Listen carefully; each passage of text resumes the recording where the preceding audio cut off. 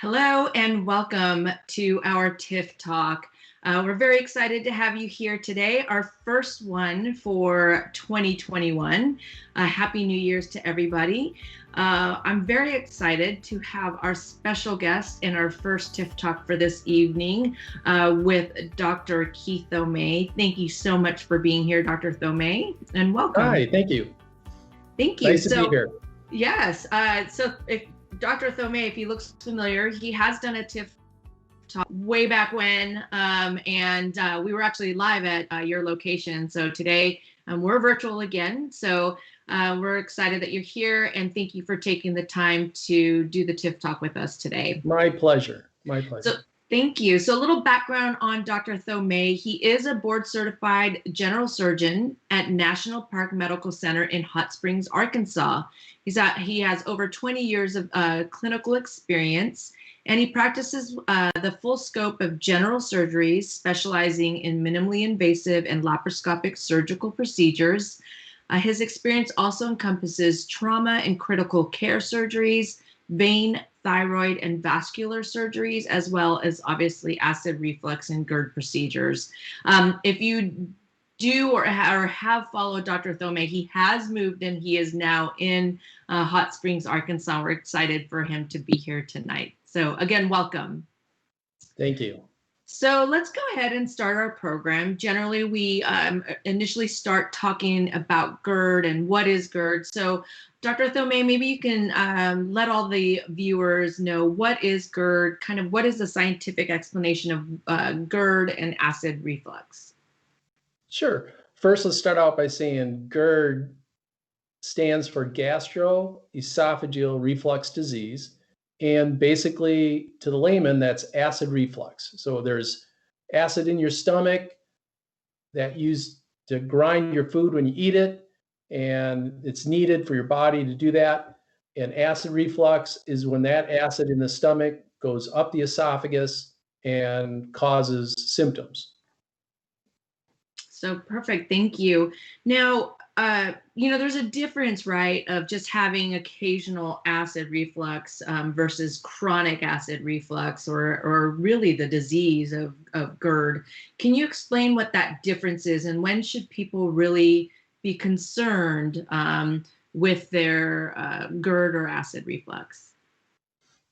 So acid reflux, we all have it, and it's normal for even children to have it every once in a while. There's nothing wrong with that, and that's common. But when it gets to the point where it's lifestyle limiting, that you're doing something all at once, you go, oh man, that hurts. This burning, dull sensation in your chest, in your esophagus. That's when it's an issue, and the reason is that acid usually is stopped from going up the esophagus by a valve at the gastroesophageal junction. And that valve, for many reasons, can loosen up. Everything from medications can do that, to trauma, to smoking. There's a whole lot of reasons why that valve and that area can loosen up, and that causes the symptoms of acid reflux. So the acid goes up, it affects the lining of the esophagus. You have nerves to that esophagus, and those nerves go to your brain and say, hey, that hurts, that's pain. And that's what acid reflux is. Yeah, well, let's talk a little bit about the different types of symptoms that people could suffer from. You hear everything from, the typical heartburn, but there's other atypical symptoms, if you will, such as asthma or coughing or clearing of the throat. Can you talk about a little bit of that? Sure. I've seen hundreds and hundreds of patients who have come in and said, I wake up at 4:00 in the morning coughing, and that acid goes right up the esophagus, down the trachea, and causes the patients to cough. That's one of the most common atypical symptoms of acid reflux. Now, there's other ones, including where that acid just tickles the vocal cords, the larynx, and that causes hoarseness and irritation, lots of phlegm. Those are other symptoms besides the typical classic heartburn where you got acid going up your esophagus and you just feel it. Right. So how do patients, or how do you normally, or what do you normally tell patients initially to do to manage their GERD symptoms? Kind of like initial before, kind of talk about the progression of, all the avoiding foods or changing diets or losing weight to, medical therapy, and then obviously moving on to procedural therapy. Sure. And there's two ways to answer that. One is just a regular physician where the patient comes in for the first time, and then myself as a surgeon, where usually they come to me and they already have massive documentation of issues going on. But generally, starting out for just the routine people who have acid reflux, what can you do non-surgically? And that's, you can start with what you eat. And I hate to say it, but some of the best foods that are fatty foods and carbohydrate type foods like ice cream, those cause your stomach to secrete more acid than others. So changing your diet from those fatty foods or high carbohydrate type foods will help. Next thing is the position of your body. You can help acid reflux at night if you were to put your head of bed up a little. Some people put 2 inches of wood, of block woods on their bed, and that helps a little with the acid reflux. And then, of course, the next layer would be medical, and people start taking medications. In the olden days, there was H2 blockers like Zantac. Nowadays, most people take what's called proton pump inhibitors, PPIs. Things like omeprazole, which is most common and generic and cheapest at the pharmacy, and then things like Protonics and other PPIs. So those not only decrease the amount of acid secretion, but they help with that sphincter I was talking about at the GE junction. It helps tighten that up just a little. Perfect. Thank you. Let's talk a little bit about options. What options are available at this time to treat GERD? You did talk about, obviously the food aversions and changing diet and kind of the physical things, and then also obviously into medical. But now, treatment options. Can you talk about the different treatment options that are available for GERD? Sure. And I'm sure one of your questions in the future will be like, how do we diagnose it? Because that'd be important on how we treat it. But to answer your question directly, the gold standard is called a Nissen fundoplication. So that is taking the stomach and wrapping it around itself at that valve, at that junction between the esophagus and stomach. And it's a mechanical problem. So there, by wrapping the stomach around, you're tightening that up and preventing the acid from going up. That is the gold standard.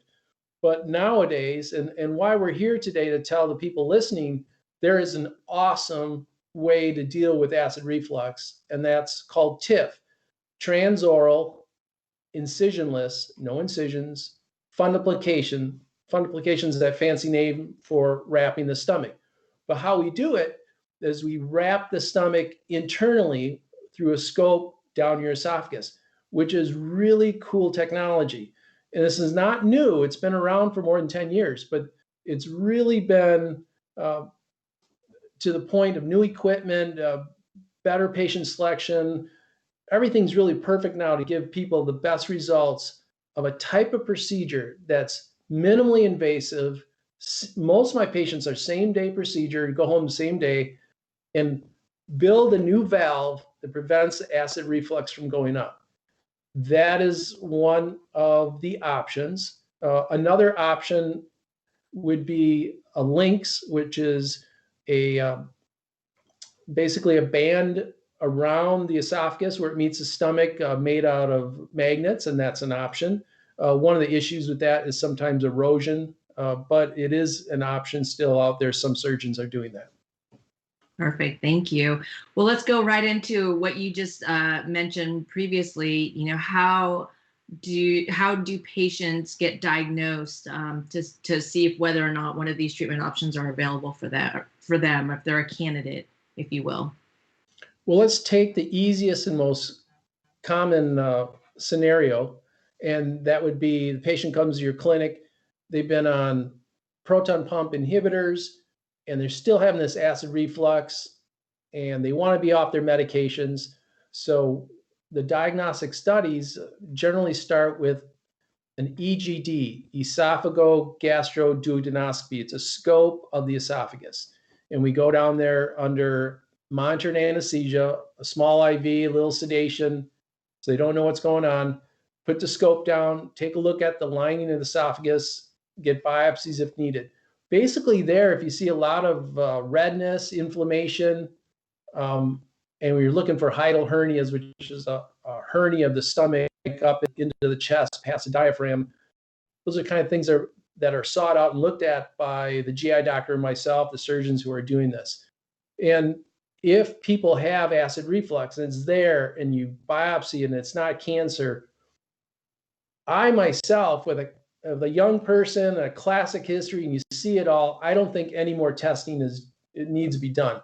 There's some controversy in that. So some of the GI doctors might do manometry, which is a test of the esophagus and how the muscles are. There's also pH testing. So you go down and really the lining looks reasonably good, but they have classic symptoms of acid reflux. Then we can put a little computer chip, a Bravo pH tester, on that surface of the esophagus, and we can test for acid reflux. Very good way for those who have acid reflux symptoms, but the lining looks okay and the biopsies look okay. Perfect. Thank you. We're getting lots of questions that are coming in. So if you don't mind, I'm going to pause and try to get through some of these questions to ask you. Sure. The first one is from Andrew. He's saying, after a TIF, how much will my symptoms be changed or reduced? Oh, well, the good news is it should be pretty much gone. Your acid reflux with a good procedure should be gone and you should be off your medications. That's what the goal is. Now, statistically, if you look at the numbers of all the doctors in the world doing it, you have an 84% chance of success, and there's different degrees. But in my particular case, I think it's up to 90 at least. So once in a while, you have someone who's not perfect, they're really happy they had it, but most are off their medications and very, very happy with the procedure. Wonderful. Thank you. Another question, can reflux cause calcifications or polyps on the vocal cords? Polyps could, it's not, there's a possibility of that. It's an irritation, and anything that irritates any type of lining could possibly do that. There's no direct scientific data of that, but it's a possibility. Okay. Perfect. Thank you. Matthew's asking, can I still get a workup with COVID going on? That's a great question. It's January 2021 and COVID's still rampaging across the United States and the world. Yes, you can get a safe workup. Most hospitals and outpatient surgery places that do the EGDs and these workups have strict guidelines on how they handle the patients. Everything's even clean more than it ever was. So we used to clean great, but now we even clean more. Everything is just done perfectly. The I's are dots, the T's are crossed, and people are coming in, get their diagnostic tests. I think it's very safe. There are areas of the hospital, maybe the ICUs, that you should stay out of, but these type of procedures are not done in those areas. So I would not worry at all. Perfect. At your location right now, are they testing prior to doing any procedures? Is that the standard protocol at your Yes. hospital? Yeah. All the protocols for COVID are being followed at Hot Springs National Park Medical Center, and I imagine at most places across the United States. Perfect. Thank you. So we've got a comment from Jazz Pierce. He's saying, just happened to watch his earlier TIF Talk interview. Oh, that's interesting. He mentioned that after TIF, we can lift up to 20 pounds, which is completely different to what other surgeons say, which is more around 10. He also mentioned that the TIF after it's done is for life. Does he still stand by these statements? Great. So two questions there. Number one, I'll even go up to 30 pounds. And it's really common sense. If you, right now, while you're sitting and listening to me, if you crunch your abdominal muscles, I mean, those are the type of things you don't want someone to do a lot after this type of procedure for a number of weeks while things are healing. But if you're lifting with your legs and try not to stress your abdomen too much, I myself have no personal issues about lifting up to 30 pounds for a month. Some surgeons may go down to 10, but basically you don't want to crunch your muscles and cause high abdominal pressures. That's probably not best. Perfect. And the second part of the question, remind me what that was again. It's more about durability for the TIF procedure. He's mentioning that after TIF, you're good for life. Do you still stand by that? Yeah. There's very good studies. The question is what's long-term, what's not. There's very good studies up to 5 and 10 years of long-term patency of this procedure. In the olden days, meaning let's say that people having TIFs 5 to 10 years ago, before the new equipment, before better judgment, how you're doing it, making sure that the hiatal hernias were being fixed. Well, then I think those numbers were not as good. But today in 2021, you come in and you have this done, I think it's going to be a long-term, lifetime success. And let's just say I'm wrong. Let's just say I'm wrong. Doing a TIF, which takes me 45 minutes, same day procedure, and let's say you're off all your meds, you're doing great, no acid reflux, and let's just say you had to come in at 5 years and have it done again. I think most people would do that. Right, perfect. Another question, does GERD alleviate LPR symptoms? All right, LPR is a fancy name for laryngeal pharyngeal response, where the acid goes up and irritates the vocal cords. And the answer is, yeah, if you have acid going up, irritating your vocal cords, the TIF would be an appropriate procedure for that. If your saliva was the reason to irritate your pharynx due to maybe esophageal stricture, that's a different reason. So you have to have the right diagnosis. But if you're talking about acid reflux causing LPR, the TIF would help, yes.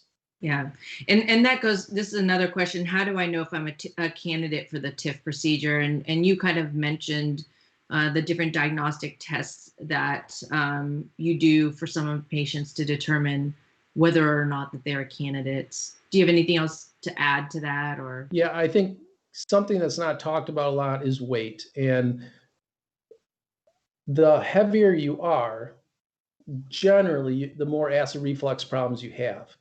And endogastric solutions that makes a TIF apparatus generally has a cutoff rate at 32 BMI. And if you're more than that, it doesn't mean we don't do it. It's just a little higher risk of have it not being successful. I've definitely gone over the BMI of 32 on multiple patients with really good results with those patients. But everybody needs to know, and the patients know, that the heavier you are, the chances of recurrence, not problems with the procedure, not the risk of the procedure, but recurrence of the acid reflux can be higher. Perfect. A question from James. Will the TIF stop the bubble that doesn't always come up immediately and at times causing gagging? I'm not sure I understand the question. When you say the bubble, if that's what he means by a burp. Probably.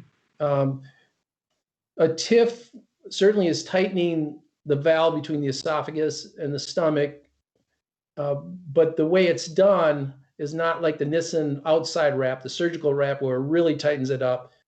It tightens it up most of the way, but not all the way. So generally people can still burp and not have the issues that the gold standard Nissen fungification gives people.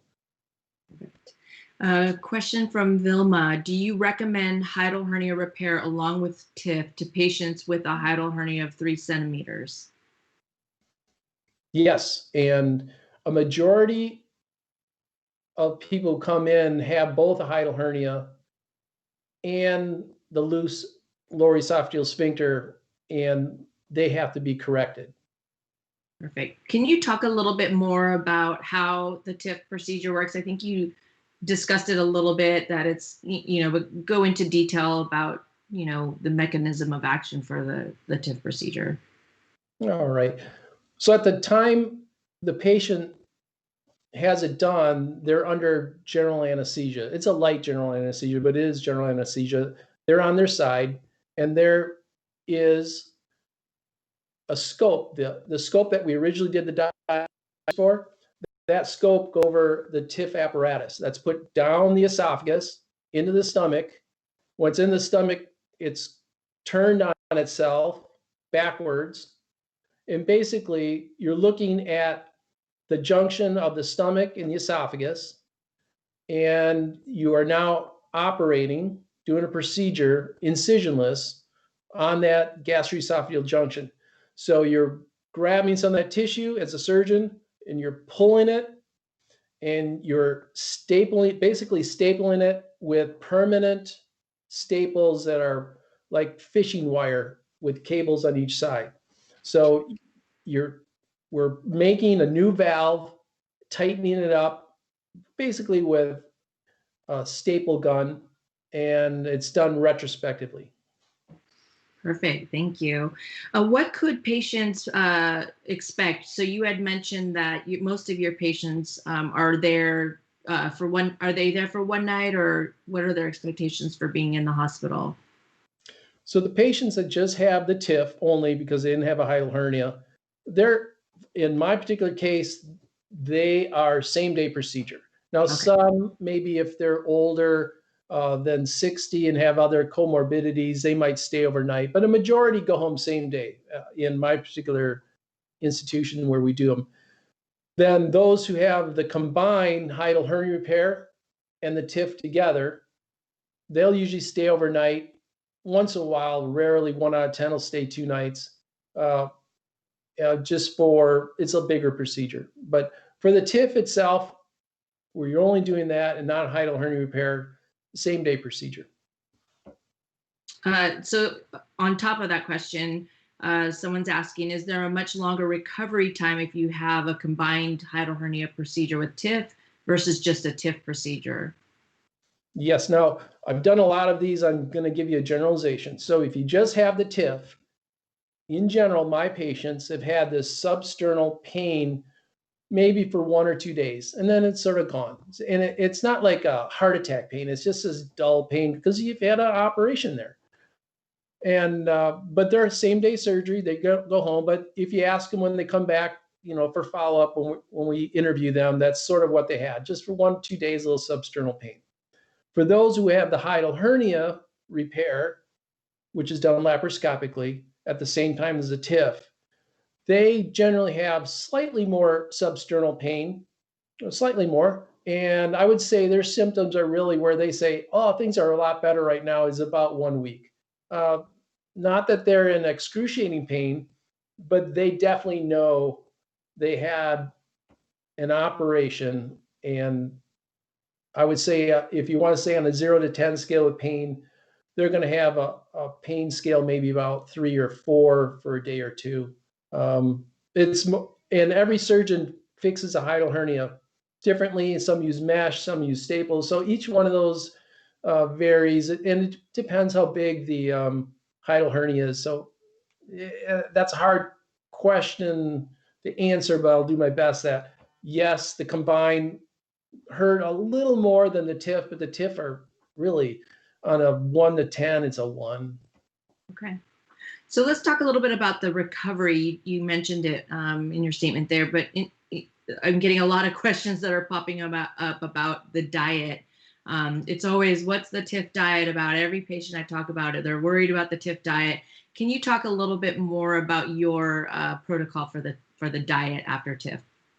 Yeah, when patients come to my office and we're all ready to sign them up for the TIF, really, I tell them the worst part of this whole thing is the diet. It is, and most of them lose about 15 pounds. They do, and that's what actually is a great thing. They come back and follow up once or twice, and they're really happy they've lost weight. But The reason they're losing weight, we have a strict diet that they're on. It goes from liquids to soft, mushy foods to then the general diet within about a month, 4 to 6 weeks.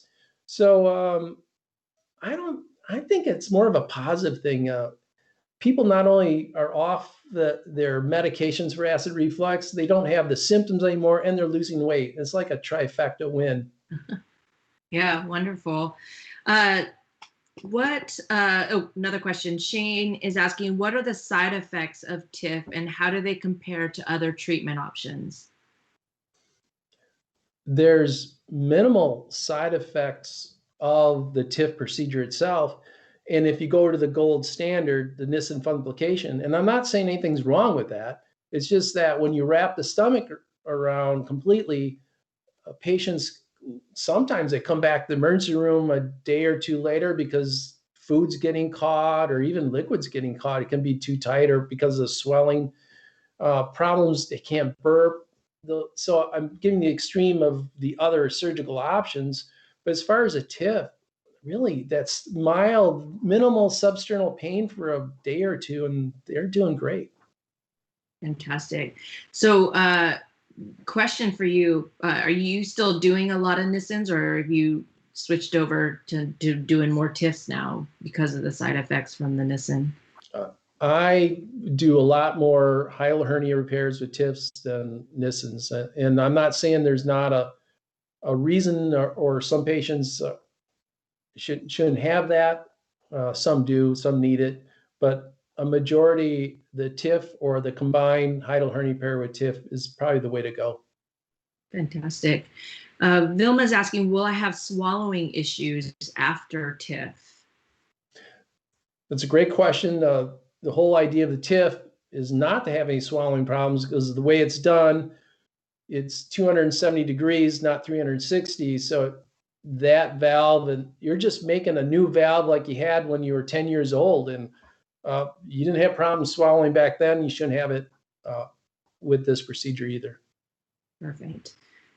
John is asking, is the weight loss sustained long-term after the TIF? Probably not, because everyone can eat everything again and not have problems. Right. But what for you? What's your experience? Well, it's each patient's individualized. And just like bariatric surgery, you can have the perfect bariatric surgery done to you. And if you cheat with liquid chocolate syrup, Milkshakes. I mean, you're doomed. So, yeah, I think people sometimes surgical procedures motivate people to do a lot of things that are positive in their life, quit smoking and lose weight. So, yeah, wonderful. So last question, I think. Let's see. Will insurance cover a TIF procedure? many insurances cover TIF. Every state is different also. And importantly, if you have a hiatal hernia and you need the TIF and the combined procedure together, that's usually not an issue at all. And most insurances and Medicare will pay for that. Fantastic. Wonderful. We got one more question. When do you suggest the TIF procedure versus the Nissen procedure?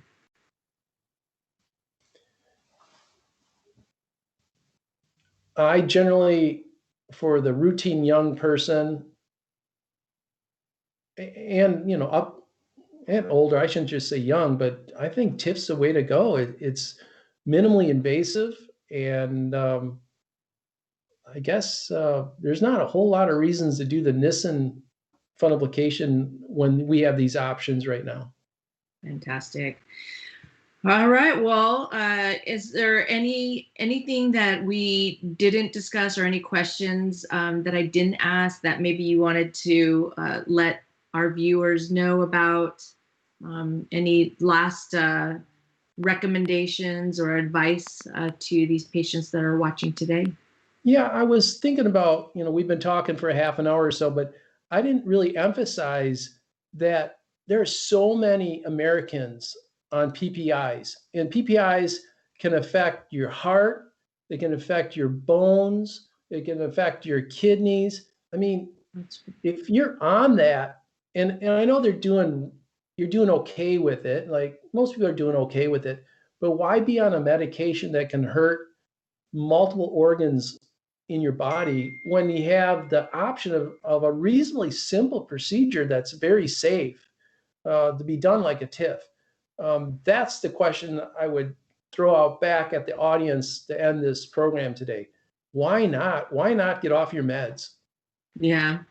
There's That's a good point, and I usually ask that question because there's so much surrounded around PPIs. There's even now since COVID that PPIs could potentially increase your likelihood of getting COVID. I mean, there's articles about all of that. So let's talk just before we end the session tonight about COVID. You know, there's some patients that are weary or scared to come in to see a physician or get help, especially if they're having really severe GERD symptoms because of anxiety or whatnot that's happening because of COVID. What do you recommend? They can still come in. Most places they can still come in for initial consultation or evaluation. Are you doing telehealth there, Dr. Thomae, at your hospital? Yes, we do telehealth also. Most patients come in face to face, but I have no issues. I understand people want to do telemedicine, and the type of symptoms that you absolutely need to come in and you can't wait for COVID to be over is if you have symptoms of a stricture of the esophagus. In other words, you're swallowing and things are getting caught. That you need diagnostic studies more sooner to make sure there's no cancer or anything like that. Otherwise, acid reflux is not cancer, and people have it for years and years. And if you're anxious about the COVID situation, you can wait this out. It's not an issue, but I can tell you that many patients come in and we take this strictest standards, make sure you don't get the virus. And I believe it's very safe. Wonderful. Well, thank you so much. Again, we can't thank you enough for joining us this evening and answering all these great questions that we got tonight. And we're looking forward to seeing how it goes out there in Hot Springs, Arkansas for you. And if any of you are on and are wondering where can I find a TIF specialist in your area, you can go to gerdhelp.com. And on there's a physician finder, and you can put your zip code in or your state, and you'll be able to find a physician located in your area. If you're anywhere near Hot Springs, Arkansas, you can see Dr. Thomae. And any last words, Dr. Thomae, for everybody watching? Yeah, Hot Springs, Arkansas is a great place to visit. There you go. You can go visit and get your TIF at the same time. Yeah, there you go. Well, thank you again for everybody that joined us this evening, and for you, Dr. Thomae, for kicking off our 2021 New Year TIF Talk and joining us this evening. Again, we will have a TIF Talk generally every week, so please feel free to join us and follow our gerdhelp.com page. And thank you very much, and everybody have a safe and great evening. Thank you very much. Thank you.